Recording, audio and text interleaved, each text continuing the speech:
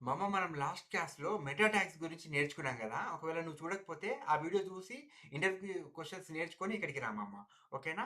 ఈరోజు మనం ఈ క్లాస్‌లో హెచ్‌టీఎంఎల్ ఎంటిటీస్ గురించి నేర్చుకున్నాం. ఓకేనా?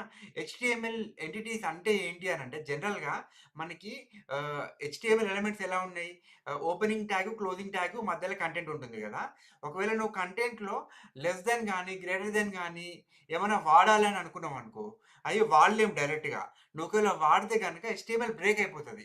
అలా హెచ్‌టీఎంఎల్ బ్రేక్ అవ్వకుండా ఉండాలి అనంటే నువ్వేం చేయాలి? మనము కొన్ని స్పెషల్ క్యారెక్టర్స్ వాడాలి. ఓకేనా? అప్పుడు మనం యూజ్ చేయాల్సిన క్యారెక్టర్స్ ఏంటి అనంటే యాంపర్సెంట్ అనే సింబల్ ఉంటది. నేనిక్కడ చూపిస్తున్నా చూడండి. గ్రేటర్ థాన్‌కి ఇది వాడాలి. లెస్ థాన్‌కి ఇది వాడాలి. ఓకేనా? యాంపర్సెంట్ అనేది ఇది వాడాలి. ఓకేనా? డబుల్ కోట్స్ వాడాలంటే ఇలా వాడాలి. ఓకేనా? క్లియర్‌గా ఉందా ఇది? మన సెకండ్ టాపిక్ వచ్చేసేసి ఐఫ్రేమ్స్ గురించి. ఓకేనా? ఇప్పుడు మనం ఒక యూట్యూబ్ వీడియో గానీ, లేకుంటే ఇంకేదన్నా వేరే వెబ్‌సైట్‌ని మన వెబ్‌సైట్‌లో పెట్టాలని అనుకుంటున్నాం అనుకో, అప్పుడు ఏం చేస్తావు? మనం డైరెక్ట్‌గా తెచ్చి రెండర్ చేయలేం గదా! సో, దానికోసం అని జెప్పి ఐఫ్రేమ్స్ ఉన్నాయి. ఐఫ్రేమ్‌ని వాడి మనకొక ట్యాగ్ ఐఫ్రేమ్ అని ఉంటది.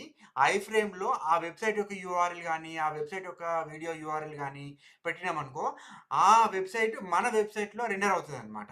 ఇది ఐఫ్రేమ్ వల్ల యూజ్. ఓకేనా? ఐఫ్రేమ్ వల్ల కొన్ని ఇంపార్టెంట్ థింగ్స్ మనం గుర్తుపెట్టుకోవాలి. ఓకేనా? ఏంటి అనంటే సేమ్ ఆరిజిన్ పాలిసీ అనేది ఒకటి చాలా ఇంపార్టెంట్. ఓకేనా?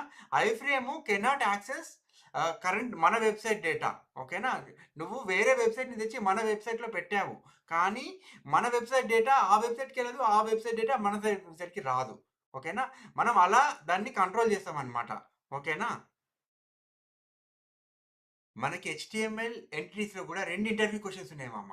ఫస్ట్ ఇంటర్వ్యూ క్వెషన్ వచ్చేసేసి వాట్ ఆర్ హెచ్‌టీఎంఎల్ ఎంటిటీస్ అని అడుగుతాడు మామ. అప్పుడు నువ్వేమని ఆన్సర్ చేయాలి? They encode representation of special characters అని చెప్పాలి. ఓకేనా?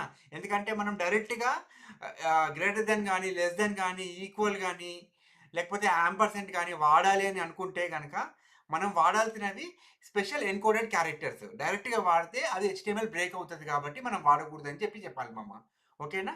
సెకండ్ క్వెషన్ వచ్చేసి వాట్ ఈస్ ఎన్ ఐఫ్రేమ్ అని అడుగుతాడు మామ. దానికి నువ్వేమని ఆన్సర్ చేయాలి? An element that used to embed an external content into our website అని చెప్పాలి మామ. ఓకేనా? ఈ 2 ఇంపార్టెంట్ ఇంటర్వ్యూ క్వెషన్స్ మామ. నువ్వు పక్కా ఇంటర్వ్యూకి ప్రిపేర్ అవ్వాలి ఈ క్వెషన్స్. ఓకేనా?